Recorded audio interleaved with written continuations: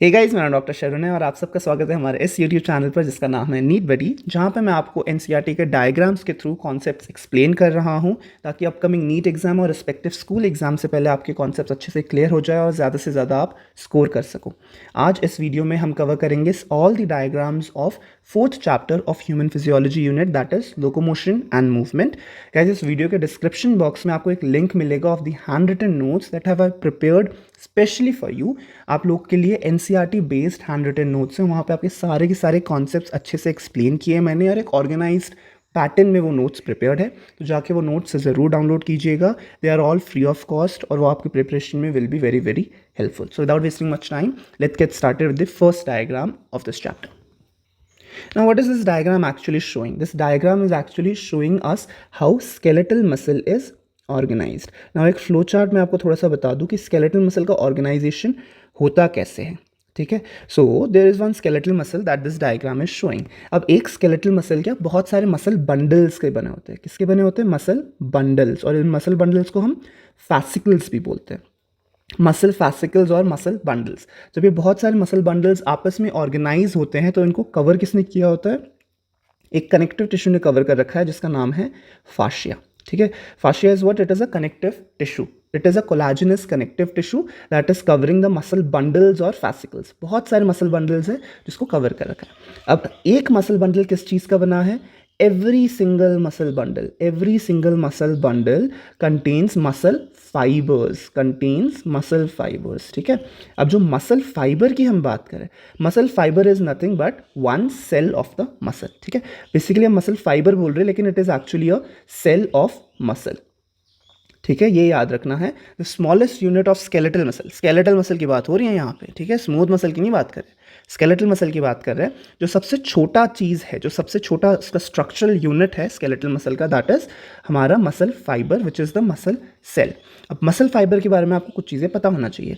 Cell की membrane को क्या बोलते हैं हम? Plasma membrane. लेकिन मसल फाइबर की मेम्ब्रेन को हम क्या बोलेंगे? सार्कोलेमा, ठीक है। सार्कोलेमा। जहाँ पे भी वर्ड सार्को आ जाए मतलब हम स्केलेटल मसल की बात करें, ठीक है। सार्कोलेमा कुछ नहीं है, बेसिकली प्लाज्मा मेम्ब्रेन है, कवरिंग है, ठीक है। वैसे ही हम सेल में जो साइटोप्लाज्म होता है तो मसल फाइबर में क्या होगा? सार्कोप्लाज्म, ठीक है, सार्कोप्लाज्म। वैसे ही हमारे पास क्या होता है? एंडोप्लाज्मिक रेटिकुलम होता है जहाँ पे कैल्शियम स्टोर होता है ना। वैसे ही मसल में क्या होगा? Sarcoplasmic reticulum, sarcoplasmic reticulum. Basically जितने भी नॉर्मल सेल के हमारे ऑर्गेनेल्स हैं वही ऑर्गेनेल्स यहाँ पे भी होंगे, बस उसके आगे वर्ड लगा देना है सार्को। और बायोलॉजी में कहीं पे भी सार्को आ गया मतलब क्या है?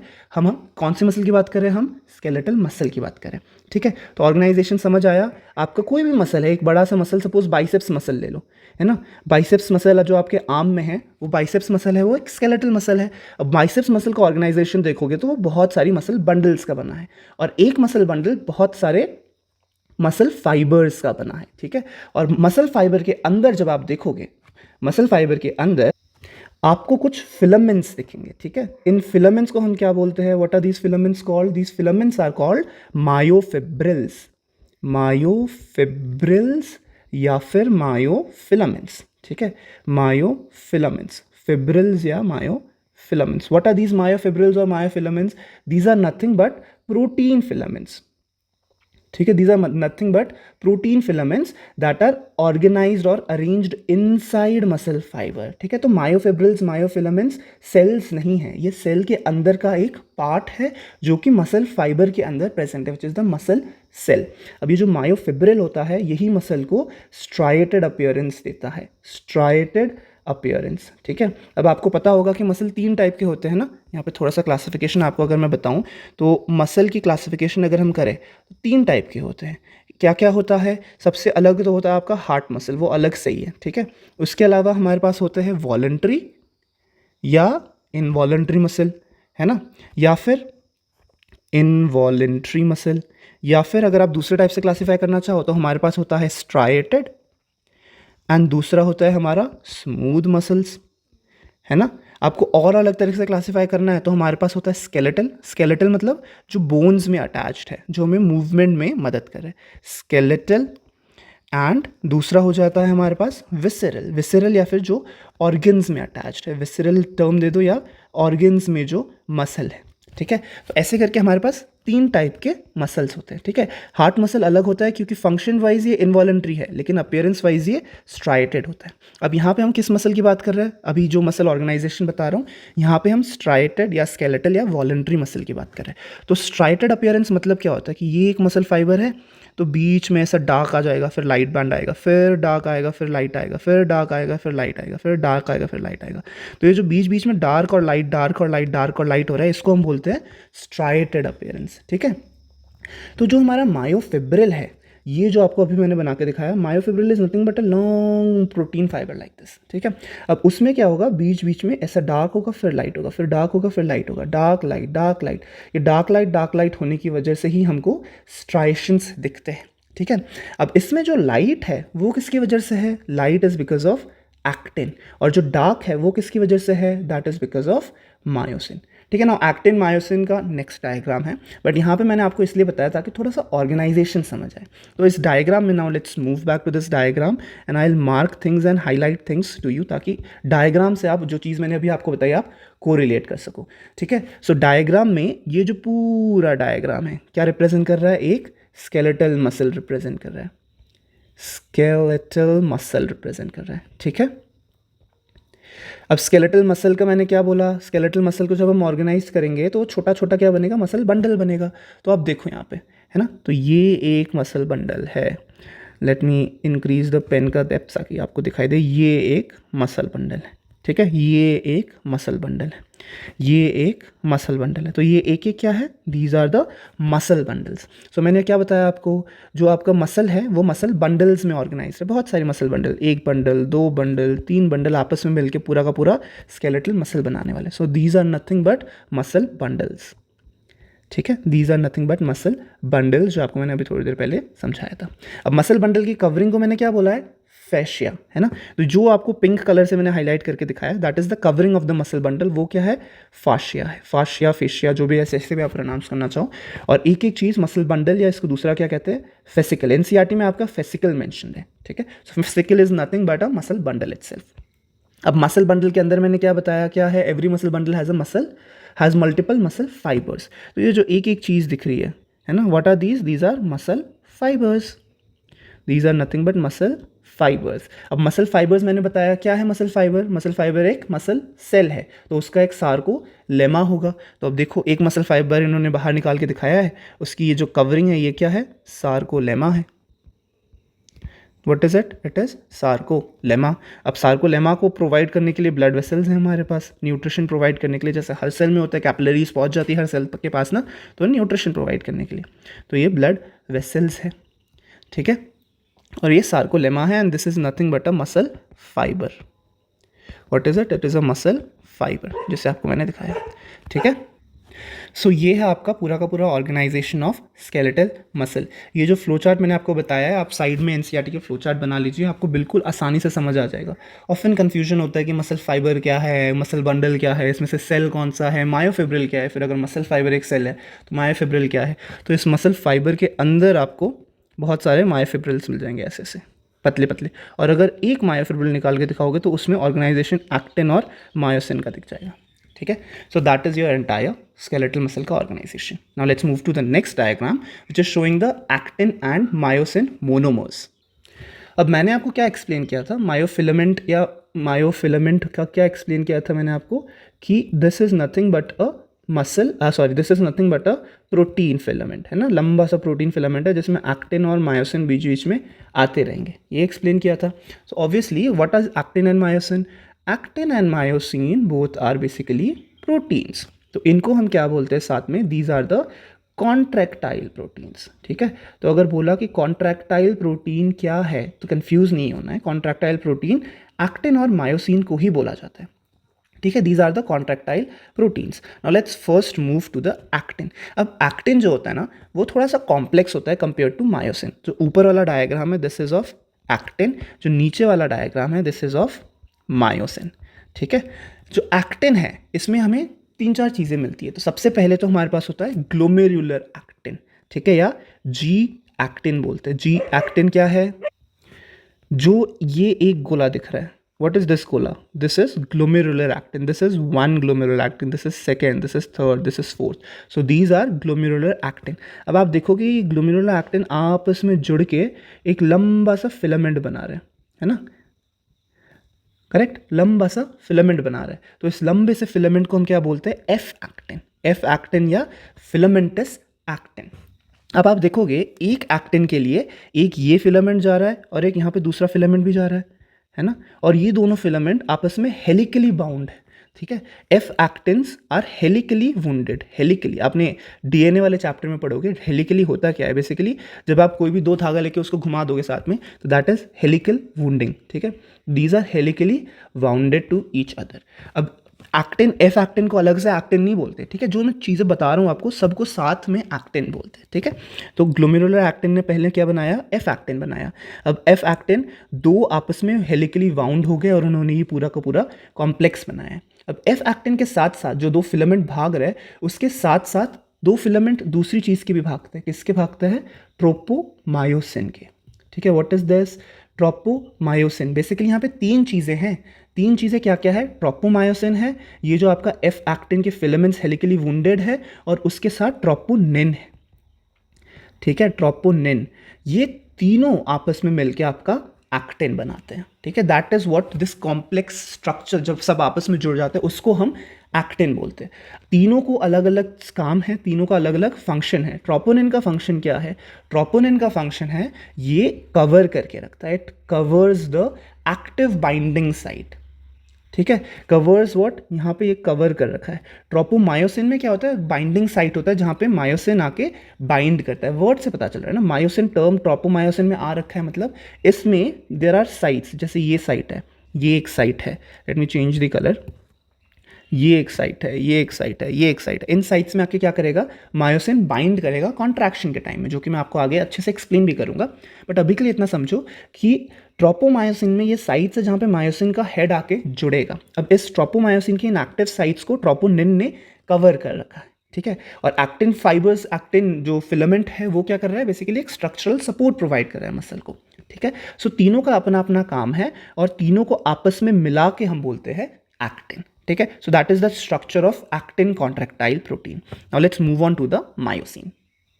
अभी जो स्ट्रक्चर दिखाया गया है यहाँ पे, this is actually a myosin monomer, not just myosin, myosin monomer, ठीक है? ऊपर एक्टिन में मोनोमर क्या था? ग्लोमेरुलर एक्टिन था ना। अब यहाँ पे मायोसिन मोनोमर ऐसा दिखता है, ठीक है? अब देखो मायोसिन मोनोमर थोड़ा सा कॉम्प्लेक्स भी है, बड़ा भी है, ठीक है? अब मतलब ये कि ऐसा ही एक मोनोमर आगे भी निकला होगा, फिर ऐसा ही एक मोनोमर आगे भी निकला होगा, फिर थोड़ा और आगे ऐसा ही एक मोनोमर निकला होगा। अब ये पूरा जब बहुत सारे मोनोमर मिल जाएंगे उसको हम बोलेंगे मायोसिन, ठीक है? बट अभी के लिए एक मोनोमर को समझना ज़रूरी है। तो इस मोनोमर में देखोगे कि दो पार्ट है, ठीक है? एक ऐसा खड़ा हो रखा, ये क्या है? क्रॉस आर्म बोलते हैं इसको, ठीक है? Cross arm.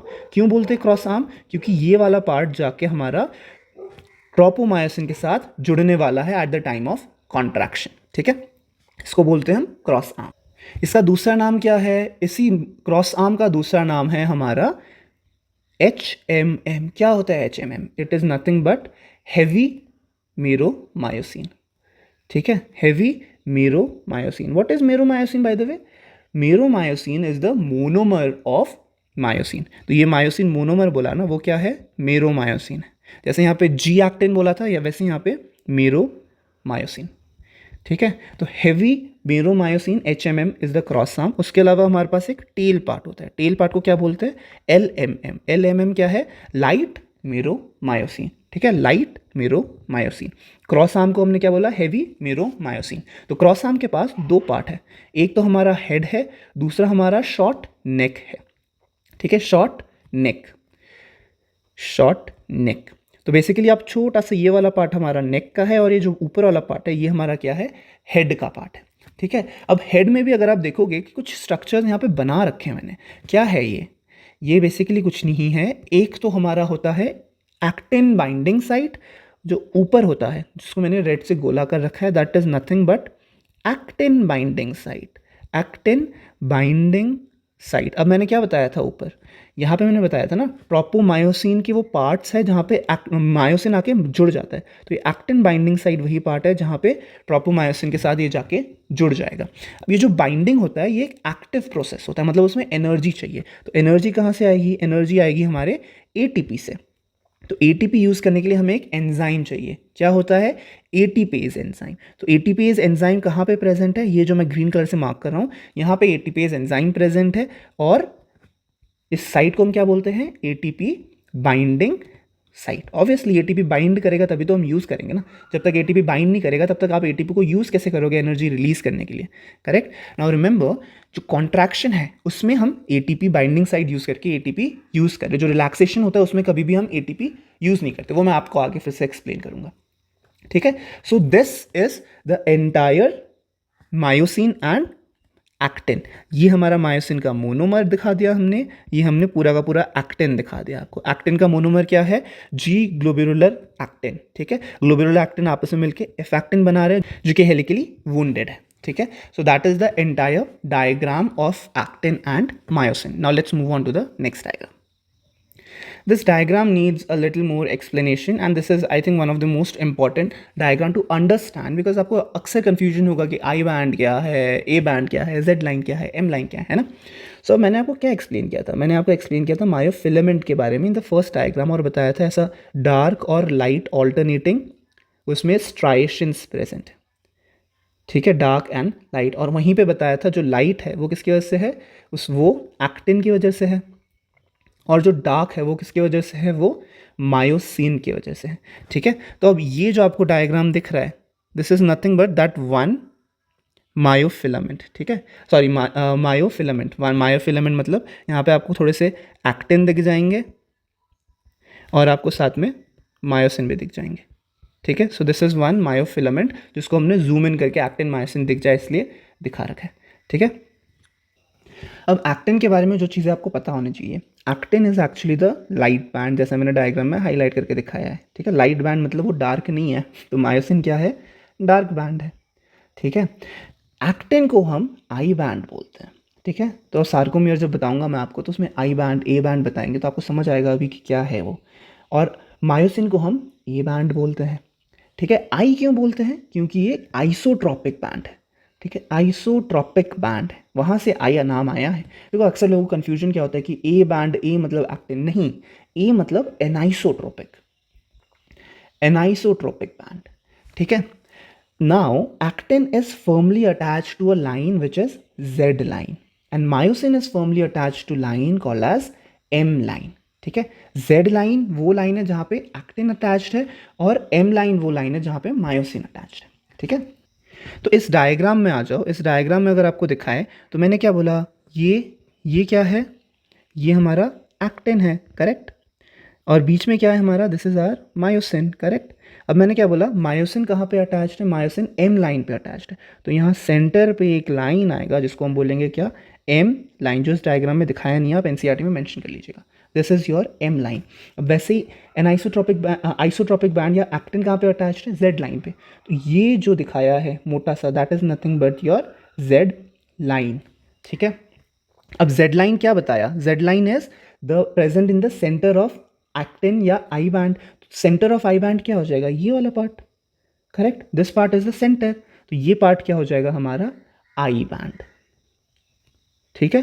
This is nothing but are I band. अब वैसे आ जाओ, एम लाइन क्या बताया, एम लाइन बताया था सेंटर ऑफ मायोसिन या फिर ए बैंड। तो ए बैंड जब आप लोगे तो this is your A band, बिल्कुल सेंटर में, this is your A band. और बिल्कुल यहाँ पे ए बैंड के साइड में दो आई बैंड आ गए, सही है। I band is nothing but सिर्फ एक्टिन प्रेजेंट है आई बैंड में, इतना पार्ट एक्टिन का, इतना पार्ट एक्टिन का, दोनों साइड के एक्टिन का, ठीक है। So this is your I band. M band में आपका मायोसिन प्रेजेंट है, बीच वाला क्या है, मायोसिन। तो पूरा मायोसिन का लेंथ आपका एम बैंड में प्रेजेंट है, सॉरी ए बैंड में प्रेजेंट है, that is your M line, my mistake, A band में प्रेजेंट है, that is your M line, ठीक है। आई बैंड और जेड लाइन। सो आपने चार चीज़ें क्या क्या पढ़ी, हमने पढ़ा ए बैंड, हमने पढ़ा आई बैंड, हमने पढ़ा आई बैंड के साथ जेड लाइन और ए बैंड के साथ एम लाइन, ठीक है। तो ये 4 चीज़ें हमने अब पढ़ ली, ये 4 चीज़ें आपको अच्छे से याद रखना है, भूलना नहीं है। तो अब इसमें सार्कोमेयर क्या है? Basically sarcomere is nothing but the part between 2 Z lines. ठीक है, 2 जेड लाइन्स मतलब अगर मैं ये जो ओवर राइटिंग करी है डायग्राम में वो हटा दूँ, ये एक जेड लाइन है, ये एक जेड लाइन है, correct. These two are the z lines. The part between two z lines, two successive z lines is the sarcomere. ठीक है, तो इस z line से लेके इस z line तक को हम क्या बोलेंगे? Sarcomere. Now what is sarcomere? Sarcomere is the functional unit of contraction. मैं क्यों हाईलाइट कर रहा हूँ इसको? क्वेश्चन में आता है what is the functional unit of contraction, और उसमें मसल फाइबर कहीं पे लिखा होगा, आप मसल फाइबर को टिक करके आ जाओगे, नहीं। What is the functional unit? Functional unit is sarcomere. हाँ, स्ट्रक्चरल यूनिट बोला तो मसल फाइबर है। फंक्शनल यूनिट क्या है कॉन्ट्रैक्शन का? Functional unit of contraction it is nothing but sarcomere. ठीक है, functional unit is sarcomere is the functional unit. ठीक है, so that is entire thing in this diagram. हाँ, यहाँ पे एक चीज़ रह गया, एच जोन क्या होता है? ठीक है, what is H zone? H zone is nothing but जब रिलैक्स्ड स्टेट में मसल होता है, when muscle is not contracting, या फिर उसको हम रेस्टिंग स्टेट भी बोलते हैं, तो जो हमारे एजेस है, किसके एजेस? जो हमारे थिन फिलामेंट के एजेस हैं, वो पूरी तरह से ओवरलैप नहीं करते थिक फिलामेंट को। ये जो थिक फिलामेंट है बीच में, है ना, this is a thick filament, और ऊपर जो हमारे पास है एक्टिन के फिलामेंट्स, दे आर हमारा थिन फिलामेंट्स। तो देखो कि बीच में ये पार्ट रह गया जिसमें ओवरलैप नहीं हुआ है, बाकी पार्ट में ओवरलैप है, लेकिन इस पार्ट में ओवरलैप नहीं हुआ है। तो जो पार्ट ओवरलैप नहीं हुआ है उसको हम बोलते हैं क्या? H zone. ठीक है, now let me just write everything in this diagram that we have that I have explain to you till now. ठीक है, सो बीच वाला जिसमें ओवरलैप नहीं हुआ है थिक और thin filament, that is your H zone. ठीक है, that is your H zone. उसके अलावा मैंने कौन सा बैंड बताया? I band. ठीक है, एक बैंड बताया, that is your I band. ठीक है, उसके अलावा एक बैंड बताया हमारा A band. The entire length of thick filament is your A band. ठीक है, A band, H zone is A band का वो पार्ट जिसमें ओवरलैप नहीं हो रहा है। ठीक है, तो H zone is actually a little part of A band only. ठीक है, आई बैंड के बीच में जो लाइन है उसको हमने क्या बोला? उसको हमने बोला जेड लाइन। ठीक है, क्या बोला? Z line. और वैसे ही हमारा ए बैंड के बीच में एक लाइन आएगी जो इसमें दिखाया नहीं गया है, ये लाइन क्या है? I will just over expand the line ताकि आपको लिख के दिखा सकूं। This is nothing but our M line. And what is the sarcomere? The distance or the part between the two Z lines is nothing but the sarcomere. ठीक है, now that is the entire diagram which is showing you the sarcomere and the A band and the I band and H zone. ये आपको याद रखना है क्योंकि अब contraction वाले में ये सारी चीज़ें फिर से आएंगी और वहाँ पे कंफ्यूजन नहीं होना चाहिए कि आपको I band क्या है, A band क्या है, H zone क्या है, Z line क्या है। ठीक है, moving on to the next 2 diagrams. अब यहाँ पे 2 डायग्राम एक साथ इसलिए एक्सप्लेन कर रहा हूँ क्योंकि these 2 diagrams are going to tell you about the contraction of muscle, और ये समझना बहुत ज़रूरी है कि एक्चुअली हो क्या रहा है कॉन्ट्रैक्शन ऑफ मसल में। ठीक है, अब कॉन्ट्रैक्शन के लिए बहुत सारी थ्योरीज दिए गई है, उसमें से एक थ्योरी है sliding filament theory.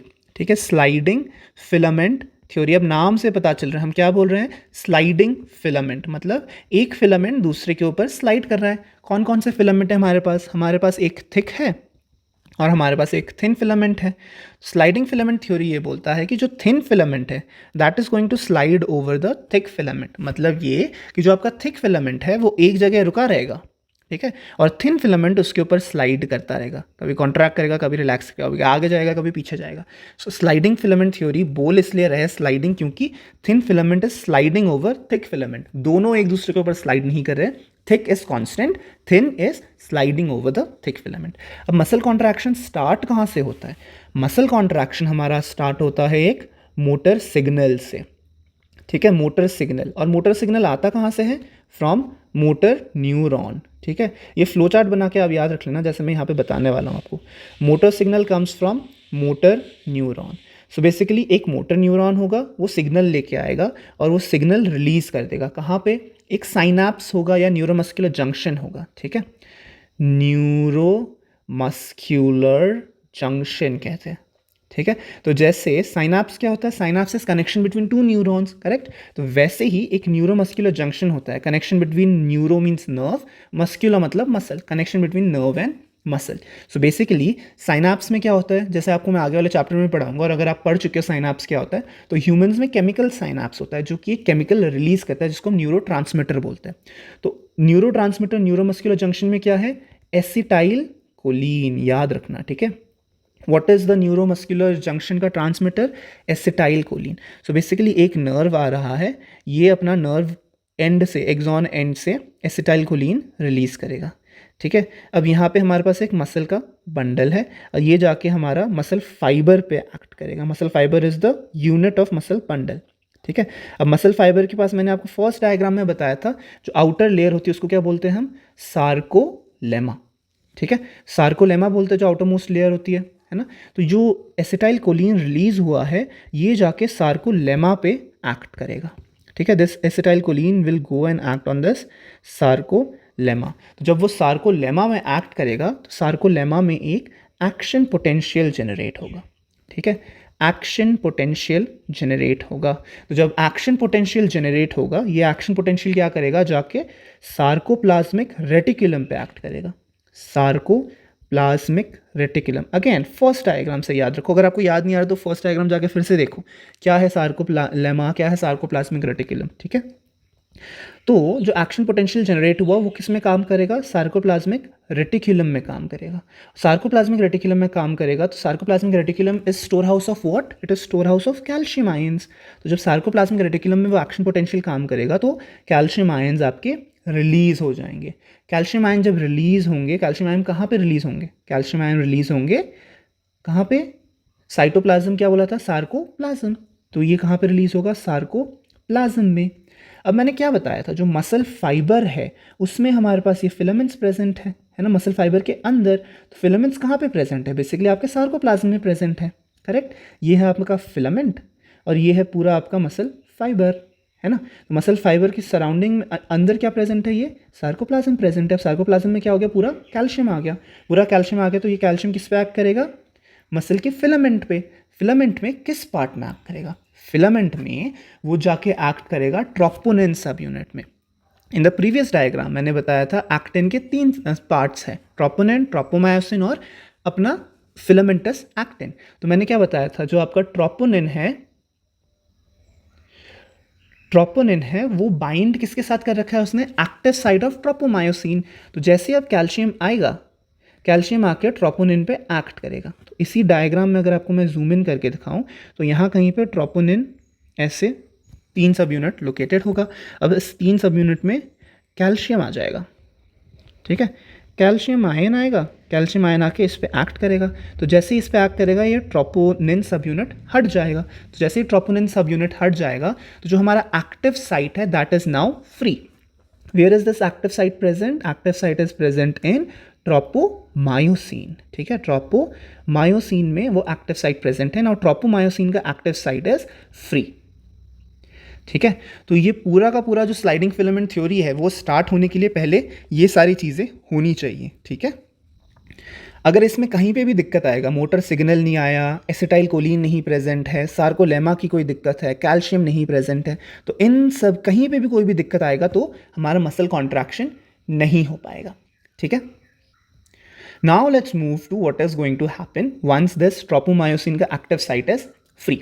Once the active site is free, अब क्या होगा कि अब ATP यूज़ किया जाएगा, ठीक है। देखो अभी तक वो जुड़ा नहीं है, ये है हमारा HMM। क्या था HMM, हेवी मेरोमायोसिन। हेवी मेरोमायोसिन में देखो ये जो 3 ट्राइंगल दिख रहे हैं ना, that is nothing but ATP। What is full form of ATP, adenosine triphosphate. इसीलिए डायग्राम से रिप्रेजेंट करे 3 ट्राइंगल से, ठीक है। तो अभी ATP उसने ले लिया। अब हेवी मेरोमायोसिन HMM में मैंने 2 साइड बताए थे आपको, है ना। एक बताया था क्या, एक्टिन बाइंडिंग साइड, दूसरा बताया था ATP बाइंडिंग साइड, है ना। ऐसे ही तो बनाया था हमने, actin binding and ATP binding. तो ATP बाइंडिंग में ATP आ गया। अब ATP आ गया है तो जो हेड क्या है वो ATPase एंजाइम भी है, तो वो ATP को यूज़ करेगा। Now move on to the next diagram. तो जब ATP को यूज़ किया, अब देखो क्या हो गया यहाँ पे, अब यहाँ पे 2 ट्राइंगल जुड़े हुए और एक ट्राइंगल अलग है। क्या रिप्रेजेंट कर रहा है कि अब ये बन गया ADP प्लस इनऑर्गेनिक फॉस्फेट, मतलब उसने एटीपी का एक फॉस्फेट तोड़ दिया। जैसे उसने एटीपी का एक फॉस्फेट तोड़ा तो यहाँ से क्या रिलीज हुआ, एनर्जी रिलीज हुआ। इस एनर्जी की मदद से क्या करेगा, अब इसी हेड में क्या था, ऊपर एक्टिन बाइंडिंग साइट था, तो यहाँ पे कहीं एक्टिन बाइंडिंग साइट होगा। ठीक है, I will change the colour again ताकि अच्छे से दिखे। यहाँ पे कहीं पे एक्टिन बाइंडिंग साइट होगा, तो ये एक्टिन बाइंडिंग साइट एक्टिन में जाके जुड़ जाएगा। बेसिकली यहाँ से कैल्शियम हटा है ना, तो यहाँ नहीं, ऊपर जाके जुड़ जाएगा। ठीक है, एक्टिन बाइंडिंग साइट एक्टिन के साथ जाके जुड़ जाएगा, और जैसे ही एक्टिन के साथ जुड़ गया, देखो ये एक्टिन बाइंडिंग साइट एक्टिन के साथ जुड़ गया। Now this is the cross bridge that has formed. What is it? It is the cross bridge that has formed. ठीक है, क्रॉस ब्रिज बन गया। अब क्रॉस ब्रिज बनने से क्या होगा, देखो मैंने क्या बताया था स्लाइडिंग फिलामेंट थ्योरी में कि जो हमारा ये है थिक फिलामेंट है दैट इज कांस्टेंट, वो मूव नहीं कर रहा, लेकिन जो थिन फिलामेंट है that is going to move, है ना। तो अब थिक फिलामेंट मूव नहीं करेगा और थिन फिलामेंट मूव करेगा, मतलब क्या कि जैसे ही क्रॉस ब्रिज बनेगा हमारा मायोसिन फिलामेंट एक्टिन को अपनी तरफ खींचेगा, है ना, तभी तो स्लाइडिंग होगा ना, तभी तो स्लाइडिंग होगा। तो जो मायोसिन है वो एक्टिन को अपनी तरफ खींच रहा है। तो अगर ये हम लाइन डायग्राम से रिप्रेजेंट करें यहाँ पे, तो एक्टिन अब मायोसिन को खींचेगा तो क्या होगा, सॉरी मायोसिन अगर एक्टिन को खींचेगा तो क्या होगा। अगेन यहाँ पे पहले मैं आपको बता दूं कि क्या क्या हमने दिखा रखा है। ये हमारा जेड लाइन है, ये हमारा क्या है, आई बैंड है, sorry that is our I band, and ये हमारा क्या है, ए बैंड है। ठीक है, this is our A band, बीच का ये क्या है हमारा एच जोन है, this is the relaxed state. ठीक है, अब क्या बोला, अब ये बोला कि मायोसिन ने क्रॉस ब्रिज बनाया है। मायोसिन ने जब क्रॉस ब्रिज बनाया तो अब मायोसिन एक्टिन को अपनी तरफ खींचेगा। This is the sliding that is happening, the myosin is pulling actin towards it. तो जब मायोसिन एक्टिन को अपनी तरफ खींचेगा तो यहाँ पे क्या फ़र्क आएगा। ठीक है, तो जब मायोसिन एक्टिन को अपनी तरफ खींचेगा, सो ये है हमारा मायोसिन और इसके ऊपर है एक्टिन। ठीक है, अब मायोसिन क्या करेगा, एक्टिन को अपनी तरफ खींचेगा लाइक दिस। ठीक है, अपनी तरफ खींच रहा है, तो मायोसिन जब एक्टिन को अपनी तरफ खींचेगा उसके साथ जेड लाइन क्योंकि फिक्स्ड है तो जेड लाइन उसके साथ मूव करेगा। देखो यहाँ से जेड लाइन अब मूव कर रहा है। ठीक है, जेड लाइन मूव कर रहा है, जो जेड लाइन यहाँ पे था वो मूव कर रहा है towards the centre of the myosin. ये हमारा ए बैंड है, ए बैंड हमारा फिक्स्ड है, मायोसिन हमारा फिक्स्ड है, तो हमारा आई बैंड को वो अपनी तरफ खींच रहा है। एच जेड लाइन हमारा आई बैंड के बीच में प्रेजेंट है, तो जेड लाइन को भी वो अपनी तरफ खींचेगा। तो जेड लाइन को जब अपनी तरफ खींचेगा तो पहले क्या था, this was the entire sarcomere length. अब क्या होगा, देखो सार्कोमेयर लेंथ छोटा हो गया, तो बेसिकली सार्कोमेयर लेंथ छोटा हो गया मतलब मसल कॉन्ट्रैक्ट हो गया।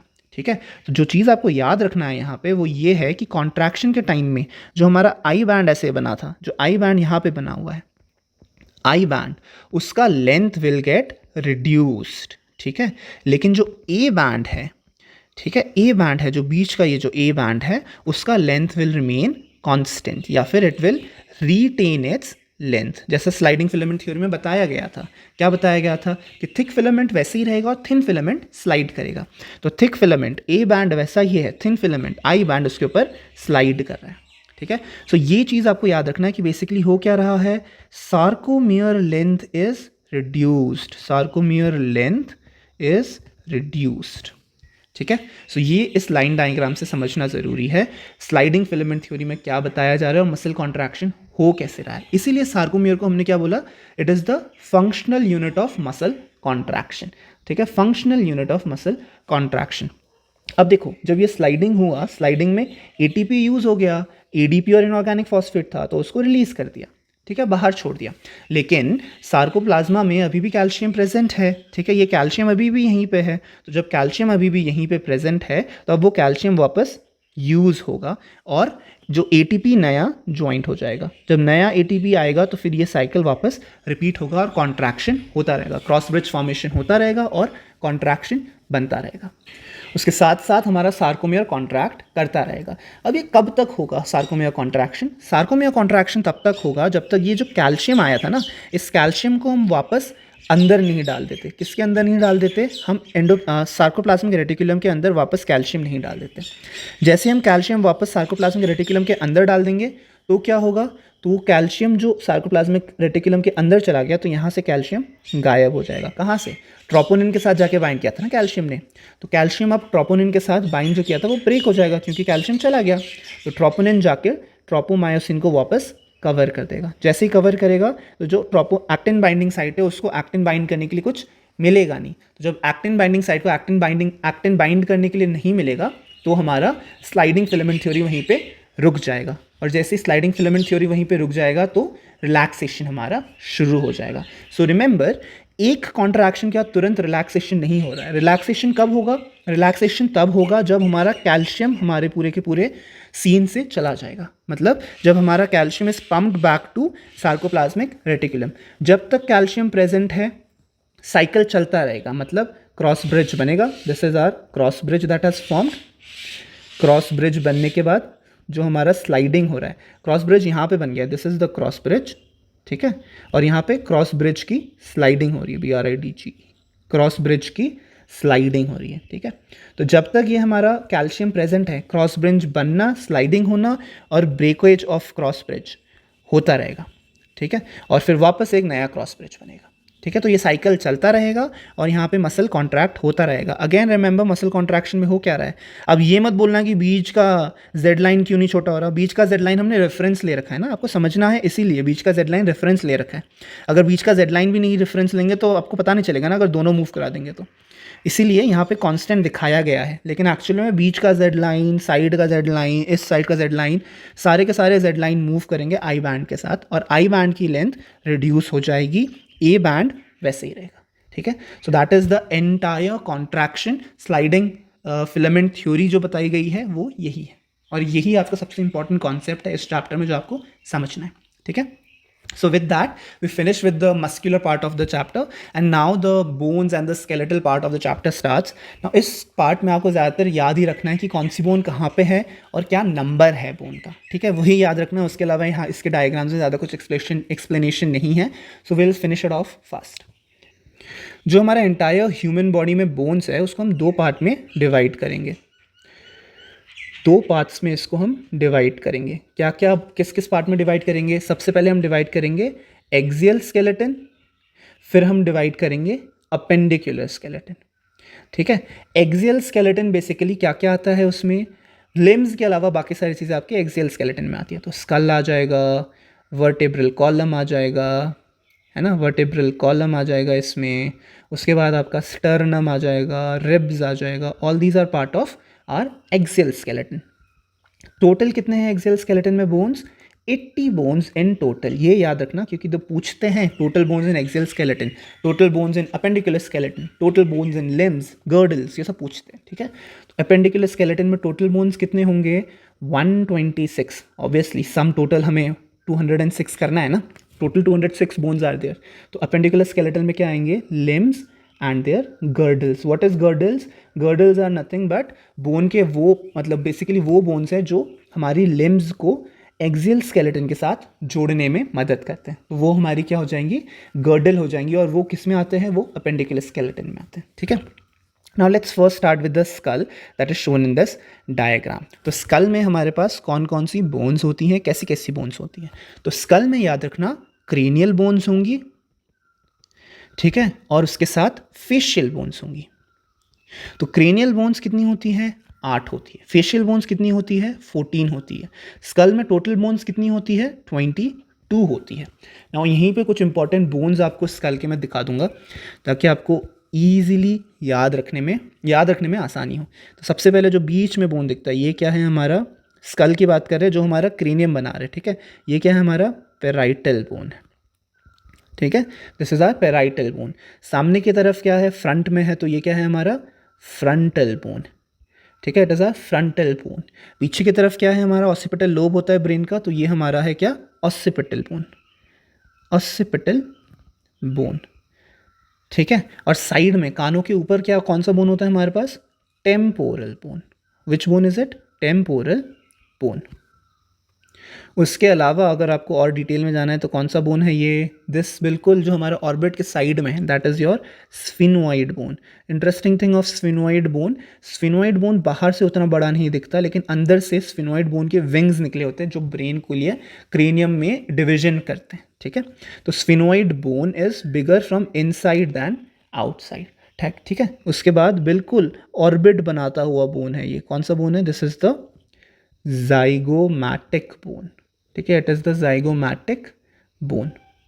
ठीक है, तो इतने बोन आपको ऊपर ऊपर से पता होना चाहिए। इसके अलावा मैंडिबल और मैक्सिला आपको पता होना चाहिए। जो सामने बोन दिख रहा है दिस इज़ योर मैक्सिला, और जो जॉ बोन है दैट इज़ योर मैंडिबल। ठीक है, इट इज़ योर मैंडिबल। इसके अलावा जो भी छोटे छोटे बोन्स है, अगर आप उसकी डिटेल में नहीं भी जाओगे तो कोई इशू नहीं है। ठीक है, और नीचे हाँ ये नेक में जो एक बोन प्रेजेंट है this is your hyoid bone, ये भी आपको पता होना चाहिए। ठीक है, this is your hyoid bone. So इतने बोन्स आपको स्कल में पता होना चाहिए। अब देखो इसके अलावा कुछ और चीज़ें भी हैं, जैसे कि इनर एयर में बोन्स, मिडिल एयर में rather, sorry not inner ear, middle ear. Middle ear is a bony cavity. ठीक है, मिडिल एयर में हमारे पास 3 बोन्स होती हैं। MIS, मिस से आपको याद रखना है क्या क्या होता है। M is for malleus, I is for incus, S is for stapes. ठीक है, मेलियस, इनकस, स्टेपीज याद रखना है। ये हमारे 3 मिडिल ईयर में बोन्स होते हैं और ये दोनों साइड प्रेजेंट होते हैं। ठीक है, and this is also included in bone of our skull. ठीक है, so the total bone in skull आपको याद रखना है कितना है, 22, 14 फेशियल, 8 क्रेनियल। ठीक है, so that is all about the skull. एक और चीज़, हमारा स्कल क्या होता है, एक डाइकॉन्डाइलिक स्कल है। डाइकॉन्डाइलिक मतलब बेसिकली जो स्कल होता है उसमें कॉन्डाइल्स होते हैं। Condyles are nothing but projections. देखो ये एक प्रोजेक्शन है और दूसरी तरफ यहाँ पे एक दूसरा प्रोजेक्शन दिख रहा है। What are these projections? These projections are called as occipital condyles. ठीक है, ऑसिपिटल कॉन्डाइल। जो हमारा ऑसिपिटल कॉन्डाइल है it goes and fits into the vertebrae. ठीक है, वर्टेब्रे, और उसकी मदद से हमारा वर्टेब्रे, उसकी मदद से हमारा हेड स्टेबल रहता है। डाइकॉन्डाइलिक मतलब हमारे पास 2 कॉन्डाइल है, 2 ऑसिपिटल कॉन्डाइल है जो कि जाके हमारा फिट हो जाएंगे into the vertebral column. That is why we are calling our skull as dicondylic skull. ठीक है, that is all about the skull that you should know. Now let's move on to the next diagram which is the vertebral column. Vertebral column का again number पता होना चाहिए, क्या है, 26 vertebrae. Total vertebral bone कितने हैं हमारे पास, 26। ठीक है, कहीं कहीं पे अब बोलोगे कि अगर आप बाहर से कहीं से पढ़ रहे हो तो वर्टेब्रल कॉलम में जो हमारे पास स्पाइनल नर्व्स होती है वो ज़्यादा होती है। क्यों? हमारे पास स्पाइनल नर्व्स इसलिए होती है क्योंकि कुछ कुछ बोन्स हमारी फ्यूज़ हो रखी है। ठीक है, specially in the sacral and the coccyx part. ठीक है, तो नीचे दिखाऊंगा आपको, दिस इज द सेक्रम। ठीक है, एंड दिस इज नीचे छोटा सा tail bone is the coccyx. तो sacrum and coccyx are basically fused. Fuse होने की वजह से हमारे वर्टेब्रल कॉलम का काउंट कम है, लेकिन जो स्पाइनल नर्व्स निकल के आती है वो ज़्यादा है। कंफ्यूज होने की जरूरत नहीं है, जिन्होंने स्पाइनल नर्व्स के बारे में नहीं पढ़ा है तो इट्स ओके। एनसीईआरटी में ज़्यादा डिटेल में मेंशन नहीं है तो आपको ज़्यादा डिटेल में जाने की ज़रूरत नहीं है। जिनको कन्फ्यूजन होता है उनके लिए मैंने बताया। ठीक है, now let's move on to the vertebrae. अब बेसिकली अगर एक वर्टेब्रे आप निकाल के देखोगे, पीछे की तरफ एक स्पाइन निकला होता है, साइड में विंग्स होते हैं और सामने की तरफ एक कैविटी होती है। तो ये जो सामने की कैविटी है this is what is called as neural canal, and this cavity is present in all the vertebrae. ठीक है, ऑल दी वर्टेब्रेज, जितने भी 26 वर्टेब्रे हैं सब में प्रेजेंट होता है। और इस न्यूरल कैनाल के थ्रू क्या ट्रैवल करता है, हमारा स्पाइनल कॉर्ड ट्रैवल करता है। ठीक है, spinal cord travels through this neural canal. उसके अलावा साइड में ये क्या है, विंग्स टाइप की निकली होती है और पीछे एक स्पाइन होता है। जो आपको पीछे से फील होता है ना vertebral column, that is nothing but spines of the respective vertebrae that you are feeling. ठीक है, और वर्टेब्रल कॉलम को आप 5 टाइप से रादर डिवाइड कर सकते हो। कैसे? सबसे पहले आता है सर्वाइकल। ठीक है, सर्वाइकल कितने वर्टेब्रे, नंबर अगेन याद रखना है, सर्वाइकल कितने होते हैं, 7 होते हैं। उसके बाद आता है थोरासिस। थोरासिस कितने होते हैं, थोरासिस 12 होते हैं। उसके बाद आता है हमारा लोअर बैक या फिर लंबार। ठीक है, लंबार में कितने वर्टेब्रे होते हैं, लंबार में हमारे पास होते हैं 5 वर्टेब्रे। ठीक है, उसके बाद हमारे पास आता है सेक्रम। ठीक है, सेक्रम क्या है, एक है लेकिन फ्यूज्ड है। और उसके बाद हमारे पास सबसे नीचे आता है टेल बोन या कॉकेक्स, या उसे कॉक्सीजियल बोन भी बोलते हैं। ठीक है, कॉक्सीजियल बोन इज 1 फ्यूज्ड। तो टोटल करो कितना हो गया, 7 + 12 + 5 + 1 + 1 टोटल विल बिकम 26। ठीक है, सो ये हमारा पूरा का पूरा vertebral column and different different parts of the vertebral column. अब यहाँ पे एक हाईलाइट जो है वो ये है कि जो सर्वाइकल कॉलम होता है, जो सर्वाइकल वर्टेब्रे होता है, most of the mammals have 7 cervical vertebrae. ये इंपॉर्टेंट इसलिए क्योंकि क्वेश्चन आ जाता है कि how many cervical vertebrae does a giraffe has. भले उसकी गर्दन बड़ी हो लेकिन वर्टिब्रे कितने होंगे, वर्टिब्रे उतने ही होंगे। कितने उतने, उतने मतलब 7। ठीक है, cervical vertebrae will be 7 only. So that is the entire vertebral column and you need to remember 26 vertebrae are there. Now let's move on to the next, that is our rib. Total कितने होते हैं ribs, we know total ribs are 12 pair. उसके अलावा एक सामने की तरफ की बोन होती है, दैट इज आर स्टर्नम, जो हमको पता होना चाहिए। ठीक है, स्टर्नम। ठीक है, 12 pairs of ribs and sternum. तो 12 पेयर में से जो पहले 7 पेयर होते हैं, now let me number it, 1 2 3 4 5 6 7 तक।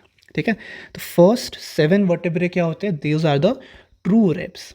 ठीक है, ना ये ट्रू रिब फॉल्स रिब का कॉन्सेप्ट क्या होता है, बेसिकली ट्रू रिब्स वो रिब्स है, वो बोन्स हैं जो कि सामने, अच्छा बायोलॉजी में याद रखना, सामने और पीछे को, जब पिछले चैप्टर के डायग्राम्स में बताया था, फ्रंट को हम कैसे बताते हैं, वेंट्रल, और बैक को हम कैसे बताते हैं, डॉर्सल। ठीक है, तो ट्रू रिब्स वो रिब्स है जो पीछे जाके थोरासिस वर्टेब्रे से जुड़ेंगे, थोरासिस वर्टेब्रे, यानी डॉर्सली वो थोरासिस वर्टेब्रे से जुड़ेंगे, और सामने की तरफ वो हाइलाइन कार्टिलेज की मदद से स्टर्नम से जुड़ेंगे। किससे जुड़ेंगे, स्टर्नम से जुड़ेंगे। ठीक है, तो first second third fourth fifth sixth seventh, first to seventh rib pairs are called as the true ribs. फिर आता है 8 9 एंड 10। जो 8 9 10 होता है, ये क्या है, हमारे फॉल्स रिब्स है। ठीक है, these are false ribs. False ribs क्यों बोल रहे हैं, क्योंकि ये पीछे पीछे यानी डॉर्सली, डॉर्सली तो ये थोरासिस वर्टेब्रे से जुड़े हैं। ठीक है, डॉर्सली थोरासिस वर्टेब्रे से जुड़े हुए हैं, लेकिन वेंट्रली सामने की तरफ ये कैसे जुड़े हैं, ये स्टर्नम से नहीं जुड़े हैं, वेंट्रली ये जाके 7th रिब से जुड़े हुए हैं। वेंट्रली ये 7th रिब से जुड़े हैं through the help of obviously hyaline cartilage, तो यहाँ पे भी है। ठीक है, we have what cartilage, hyaline cartilage. ठीक है, अब उसके अलावा जो 11th और 12th रिब है, 11th और 12th रिब को हम क्या बोलते हैं, फ्लोटिंग रिब्स।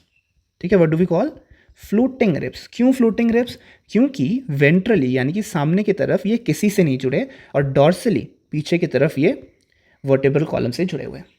ठीक है, dorsally vertebral column but ventrally किसी से नहीं जुड़े, इसीलिए इनको हम क्या बोलते हैं, फ्लोटिंग रिब्स भी बोलते हैं। ठीक है, अब फॉल्स रिब का दूसरा नाम वर्टेब्रोकॉन्ड्रल रिब भी है, वर्टेब्रोकॉन्ड्रल, वर्टेब्रोकॉन्ड्रल। क्यों बोलते हैं वर्टेब्रोकॉन्ड्रल, क्योंकि वर्टेब्रा से जुड़ा हुआ है, कॉन्ड्रल मतलब कार्टिलेज, और सामने की तरफ कार्टिलेज से जुड़ा हुआ है। So that is all about the ribs. Now the final diagram of this chapter, basically two diagrams I'm going to explain in the same place. Now these diagrams are representing what? They are representing our appendicular skeleton. So what all comes in appendicular skeleton? Appendicular skeleton में we have our upper limbs, correct? Upper limbs plus their girdle, upper limbs का girdle, and दूसरी चीज़ जो हमारे पास appendicular skeleton में है वो है हमारे lower limbs, है ना, lower limbs and lower limbs की girdle. ठीक है, now we know that total bones in appendicular skeleton is 126. अब इसमें से upper limb and lower limb, each upper limb and lower limb, क्योंकि हमारे पास दो upper limb है और दो lower limb है, so each upper limb and each lower limb has 30 bones. अब ये कैलकुलेट करके आपको दिखाएंगे 30 कैसे. So talking about the upper limb, हमारे पास क्या है, ह्यूमरस है एक, humerus is the longest bone of our arm. ठीक है, हाथ की हम बात कर रहे हैं, हाथ का लॉन्गेस्ट बोन ह्यूमरस है. लॉन्गेस्ट बोन ऑफ बॉडी क्या है, फीमर है, जो कि हमारा लोअर लिम्ब में आएगा. ठीक है, ह्यूमरस आ गया. ह्यूमरस के साथ हमारे पास क्या है, रेडियस है और एक अल्ना है. ठीक है, these are also 1 in each arm, ulna. ठीक है, अब रेडियस कौन सा, अल्ना कौन सा, कैसे आइडेंटिफाई करना है. एग्जाम में अगर ऐसे मार्क कर दिया कि this is A, this is B, this is C, और आइडेंटिफाई बी करके दे दिया, और ऑप्शंस में humerus, radius, ulna, carpal bones दे रखे हैं, तो आपको पता कैसे चलेगा कि ये रेडियस है और ये अल्ना है. ह्यूमरस तो अलग ही है, रेडियस और अल्ना में डिफ्रेंशिएट कैसे करना है. डिफ्रेंशिएट करने का तरीका ये है कि ये जो थंब दिख रहा है ना, the first bone is of the thumb, first digit is the thumb. So thumb के साथ जो होता है वो हमेशा रेडियस होगा. ठीक है, इसीलिए एक प्रैक्टिकल एग्जांपल अगर दूं, तो जब भी आप डॉक्टर के पास जाते हो और डॉक्टर के आपका radial nerve, radial artery palpate करता है. ठीक है, रेडियल आर्टरी पैल्पेट करके वो रेडियल पल्स निकालता है है ना। तो जो पल्स आपका डॉक्टर फील करता है आपको हाथ में दबा के, that is your radial pulse. तो वो हमेशा अलोंग द थंब दबाता है, ठीक है, थंब से थोड़ा सा नीचे आएगा और बिल्कुल रेडियस बोन के अगेंस्ट वो आर्टरी को दबाएगा, रेडियल आर्टरी को, और रेडियल पल्स वहाँ पे मिलेगा। So radius is that bone which is going along the thumb, ठीक है। सो एक रेडियस, एक अल्ना, रेडियस कैसे आइडेंटिफाई करना आपको बता दिया।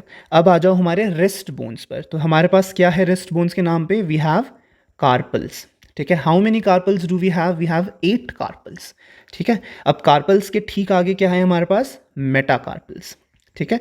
हर एक फिंगर के लिए एक मेटाकार्पल होगा। तो कितने फिंगर्स हैं हमारे पास? 5 फिंगर। तो मेटाकार्पल्स कितने होंगे? 5। एंड फाइनली वो बोन्स जो हमारे फिंगर्स बनाते हैं, क्या होती है उन बोन्स को हम क्या बोलते हैं? फैलेंजेस, ठीक है। तो कितने फैलेंजेस हैं हमारे पास? 14। अब हर एक बोन, हर एक फिंगर में 3 phalanges are there except for thumb which has 2, ठीक है। Thumb has 2 and remaining 4 fingers have 3 phalanges. तो 4 इंटू 3 कितना हो गया? 12। 12 प्लस 2 कितना हो गया? 14 फैलेंजेस। तो अगर आप ये कैलकुलेट करोगे तो 14 phalanges plus 8 carpals plus 1 ulna, 1 radius, 1 humerus, total आएगा कितना? 30 बोन्स, ठीक है। So these are the 30 bones of upper limb. अब ऐसे ही लोअर लिम्ब पे आ जाओ। लोअर लिम्ब पे हमारा क्या बताया मैंने? Longest bone. What is the longest bone? It is the femur, ठीक है। कितने हैं हमारे पास? एक पैर में एक फीमर है, ठीक है। फीमर के साथ जैसे वहाँ पे क्या था? रेडियस और अल्ना, यहाँ पे क्या है? टीबिया और फिब्यूला। नाउ टीबिया कौन सा बोन है कैसे पता चलेगा? बेसिकली जो थिकर बोन है लोअर लिम्ब का दैट इज टीबिया, और जो थिनर है दैट इज फिब्यूला, ठीक है। थिकर और थिनर, यहाँ पे ऐसा रेडियस अल्ना की तरह आपको कंफ्यूजन नहीं होगा। क्यों नहीं होगा? क्योंकि radius ulna similar looking bone है, इसीलिए आपको ये याद रखना जरूरी है कि रेडियस कैसे आइडेंटिफाई करना है। लेकिन टीबिया फिब्यूला में ऐसा कंफ्यूजन पॉसिबल है ही नहीं। Tibia is the thicker bone, fibula is the thinner bone, ठीक है। एक हमारे पास नी कैप प्रेजेंट है। इस नी कैप को हम क्या बोलते हैं? पटेला, ठीक है। Patella is the kneecap. This is also 1 in number. Now let's move to the ankle bones. तो एंकल जैसे हमारे पास रिस्ट बोन्स थे, तो वैसे यहाँ पे पैर में क्या है? Ankle bone. इनको क्या बोलते हैं हम? Tarsals. How many tarsals do we have? 7। Tibia 1, fibula 1। How many tarsals do we have? 7, ठीक है। जैसे वहाँ पे क्या था? रिस्ट में, हैंड में we had metacarpals, correct. तो वैसे ही हमारे पास यहाँ पे क्या होगा? Metatarsals. So how many metatarsals do we have?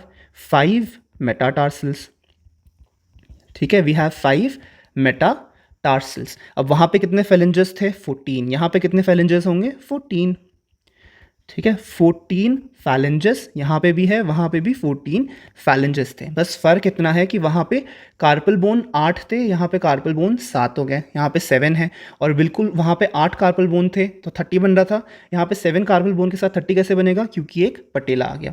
तो अगर आप हिसाब लगाओगे तो एक फीमर प्लस एक पटेला प्लस एक टिबिया प्लस एक fibula plus 7 tarsal, 5 metatarsal and 14 phalanges. So total करोगे तो कितना आ जाएगा? 30, ठीक है। तो 2 अपर लिम्ब है तो 30 इंटू 2 कितना हो गया? 60। 2 लोअर लिम्ब है, 30 इंटू 2 कितना हो गया? 60। तो 60 प्लस 60 क्या हो गया? 120 बोन्स आपके लिम्स में हो गए। लेकिन हमने क्या बोला? एक्सियल एपेंडिकुलर स्केलेटन में कितने बोन्स हैं? 126। तो ये जो 6 एक्स्ट्रा बोन्स है ये कहाँ पे प्रेजेंट है? Now these 6 bones are nothing but the girdles, ठीक है। अब अपर लिम्ब का गर्डल देखो। अपर लिम्ब का गर्डल 2 बोन मिलके बनाते हैं। कौन कौन सा बोन मिलता है? एक मिलेगा आपका क्लैविकल, ठीक है, और दूसरा मिलेगा आपका स्कैप्यूला। तो अगर आप इस डायग्राम को फोकस करोगे तो पीछे की तरफ जो बड़ा बोन है, this bone that you are looking at is located at the back side, ठीक है, जो मैं अभी हाईलाइट करके दिखा रहा हूं। This bone is your scapula, ठीक है। Now this is a triangular flat kind of bone and this scapula will be the one that would be holding your shoulder. Shoulder मतलब बेसिकली ह्यूमरस का head hold करेगा, और फिर यहाँ पे क्या बनेगा? आपका शोल्डर जॉइंट बनेगा, ठीक है। शोल्डर जॉइंट बनेगा। और वैसे शोल्डर जाता कहाँ पे? एक कैविटी होती है जिसका नाम होता है ग्लिनोइड कैविटी, ठीक है। ये एनसीईआरटी में मेंशन है इसलिए आपको बता रहा हूँ। बेसिकली अगर मैं हाईलाइट करके दिखाऊं तो ये जो कैविटी बन रही है जिसमें आपका हेड ऑफ ह्यूमरस चला गया है, उस कैविटी को हम बोलते हैं glenoid cavity. This is nothing but the head of humerus, और हेड ऑफ ह्यूमरस और ग्लिनोइड कैविटी आपस में मिलकर क्या बनाएंगे? Shoulder joint. And shoulder joint is example of what type of joint? Ball and socket joint, ball and socket joint. तो जो आपका ग्लेनोइड कैविटी है वो एक सॉकेट बना रहा है, और जो ह्यूमरस का हेड है अगर आप देखोगे तो ये बॉल जैसा गोला है ना, तो that is making the ball formed by what, head of humerus, head of humerus. ठीक है, सो ये हो गया आपका बॉल एंड सॉकेट जॉइंट। बनाया कौन से बोन ने, स्कैपुला में, which is a part of girdle. ठीक है, कौन सा गर्डल, अपर लिम्ब का गर्डल। अब स्कैपुला के अलावा एक और बोन है जो इस गर्डल में इन्वॉल्व है, that is your this bone. What is this bone, this bone is called as the clavicle. ठीक है, क्लैविकल या दूसरा नाम क्या है इसका, कॉलर बोन। ठीक है, कॉलर बोन भी बोलते हैं इसको। ठीक है, तो एक अपर लिम्ब में एक स्कैपुला और एक क्लैविकल है, यानी कि एक अपर लिम्ब गर्डल में दो बोन है। अब हमारे पास कितने अपर लिम्ब गर्डल है, दो अपर लिम्ब गर्डल होंगे, तो 2 + 2 यानी कि 4 अपर लिम्ब गर्डल से बोन्स आ गए। 6 में से 4 आ गए तो रिमेनिंग क्या है, 2। तो अब आ जाओ लोअर लिम्ब गर्डल में। ठीक है, अब लोअर लिम्ब गर्डल क्या होता है, एक फ्यूज्ड बोन होता है जिसका नाम है कॉक्सिल बोन। ठीक है, क्या है, coxal bone. This is a fused bone with 3 different bone, 3 fused लिखते हैं इसको। ठीक है, मतलब क्योंकि इसमें 3 बोन फ्यूज हो गए। कौन कौन से 3 बोन फ्यूज हो गए हैं, एक है आइलियम, एक है इस्चियम और एक है प्यूबिस। ठीक है, now all these 3 bones, they are fused together to form the coxal bone, and this coxal bone is counted as one bone. So हर एक लोअर लिम्ब में हमारे पास एक coxal bone है, 2 लोअर लिम्ब है, तो क्या हो जाएगा, 1 coxal bone plus 1 coxal bone. So total क्या हो गया हमारा, 4 bones in total of upper limb 2 girdles and 2 bones in total of lower limb 2 girdles. So 2 + 4 6. ठीक है, तो 120 bones हमारा कहाँ पे हो गया था, limbs में, in all 4 limbs, and plus 6 bones हमारे टोटल ऑफ 4 गर्डल्स में हो गए, तो टोटल बोन क्या हो गया, 126 हमारा टोटल अपेंडिकुलर स्केलेटन का काउंट आ गया। ठीक है, अब यहाँ पे कॉक्सल बोन में वैसे ही जैसे ball and socket joint shoulder joint में बन रहा था, वैसे ही हमारा हिप जॉइंट भी कैसा जॉइंट है, hip joint is also a ball and socket joint, ball and socket joint. जो हमारा कॉक्सल बोन है वो क्या बनाएगा, सॉकेट बनाएगा। तो जैसे वहाँ पे ग्लिनोइड कैविटी था, यहाँ पे क्या है, एसिटाबुलम। ठीक है, एसिटाबुलम इज द पार्ट जहां पे हमारा फीमर का हेड जाके जुड़ेगा। बॉल कौन बना रहा है, फीमर हेड। ठीक है, femur head will form the ball, socket is form by acetabulum which is form by fusion of the 3 bones. ठीक है, इलियम, इस्चियम, प्यूबिस, तीनों का थोड़ा थोड़ा पार्ट आके फ्यूज होगा और फिर वो एक सॉकेट बनाएगा। ठीक है, in the coxal bone that is form by acetabulum. ठीक है, तो एसिटाबुलम आपको याद रखना है, आपको हमारा कहाँ पे लिखा है, ग्लिनोइड कैविटी याद रखना है। ठीक है, so that is all in this chapter. I've explained you all the diagrams of this chapter. I hope you found the lecture video helpful, and all the diagrams एक बार आप NCERT से revise कीजिए। जो नोट्स मैंने provide किया description box में उसको download कीजिए, that is free of cost, और उससे रिवाइज कीजिए। उस नोट में आपको सारी चीज़ें ऑर्गेनाइज तरीके से बता रखी है, तो आपको बिल्कुल अच्छी तरीके से वो समझ आ जाएगा and you will understand everything. But उसके बाद भी अगर कोई डाउट रह जाता है तो नीचे कमेंट सेक्शन में डाउट क्लियर करने के लिए अपने डाउट पोस्ट कीजिएगा। I will try my best to solve all your queries. Also, do share this video with all your other friends and NEET aspirants and help us reach as many NEET aspirants and students studying in class 11th and 12th so that we can help them out as well. So that would be all. I'll see you guys in my next video. Till then, all the best and keep working hard. Bye-bye, guys.